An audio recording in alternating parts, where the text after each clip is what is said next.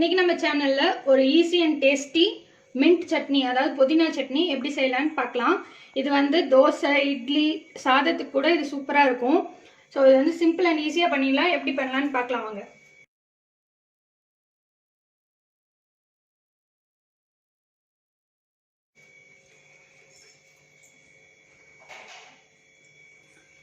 ஒரு கடாய் வச்சுட்டு அதில் ஒரு 2 டீஸ்பூன் அளவுக்கு எண்ணெய் ஆட் பண்ணிக்கோங்க. எண்ணெய் கொஞ்சம் சூடானதுக்கு அப்புறமா வர கொத்தமல்லி 1/2 டீஸ்பூன் அளவுக்கு ஆட் பண்ணிக்கலாம். கூடவே கடலைப்பருப்பு 1 டீஸ்பூன் ஆட் பண்ணிக்கலாம். இது ரெண்டும் நல்லா ஃப்ரை ஆயிடுச்சு. இந்த டைமில் 4 பல் பூண்டு ஆட் பண்ணிக்கலாம்.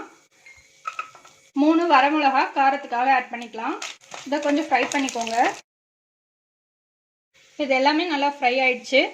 ஒரு சின்ன பீஸ் புளி ஆட் பண்ணிக்கலாம். இப்போ நம்ம கழுவி வச்ச புதினா இலையை ஆட் பண்ணிக்கலாம். நான் 1/2 கப் அளவுக்கு புதினா இலை எடுத்துருக்கேன்.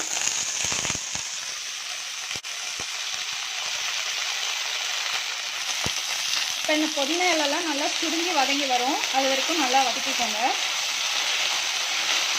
இப்போ பாருங்கள், புதினா இலைலாம் நல்லா வதங்கி வந்துடுச்சு.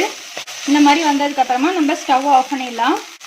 ஆஃப் பண்ணிட்டு இதை நல்லா கூல் பண்ணிட்டு நம்ம மிக்ஸி ஜாரில் ஆட் பண்ணி அரைச்சிக்கலாம். இப்போ இந்த சட்னி அரைக்கிறதுக்கு நம்ம மிக்ஸி ஜாரில் ஃபஸ்ட்டு ஒரு சின்ன கப் அளவுக்கு தேங்காய் எடுத்துக்கலாம்.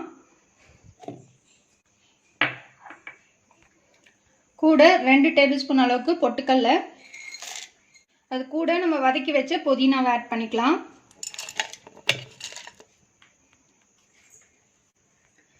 இந்த சட்னிக்கு தேவையான அளவுக்கு உப்பு ஆட் பண்ணிக்கலாம். நான் கல் உப்பு ஆட் பண்ணுறேன். கொஞ்சமாக தண்ணி ஊற்றி ஃபஸ்ட்டு அரைச்சிக்கோங்க. அதுக்கப்புறமா தேவையான அளவுக்கு தண்ணி ஊற்றி நல்லா பேஸ்ட்டாக அரைச்சி எடுத்துக்கோங்க. இப்போ பாருங்கள், நம்ம சட்னி அரைச்சி எடுத்துட்டோம். இதை நம்ம பவுலுக்கு ட்ரான்ஸ்ஃபர் பண்ணிக்கலாம். பாருங்கள், நம்ம புதினா சட்னி சிம்பிளாக ஈஸியாக சூப்பராக ரெடி ஆயிடுச்சு. இது வந்து இட்லி, தோசை, சாதம் எல்லாத்துக்கூடவும் சூப்பரான காம்பினேஷனாக இருக்கும். ஸோ ட்ரை பண்ணுங்கள். ட்ரை பண்ணிட்டு உங்கள் கமெண்ட்ஸை போஸ்ட் பண்ணுங்கள். உங்கள் ஃப்ரெண்ட்ஸோட ஷேர் பண்ணுங்கள். எங்கள் சேனலை மறக்காமல் சப்ஸ்கிரைப் பண்ணுங்கள். இன்னொரு இன்ட்ரெஸ்டிங்கான வீடியோவில் நம்ம மறுபடியும் மீட் பண்ணலாம். தேங்க்யூ.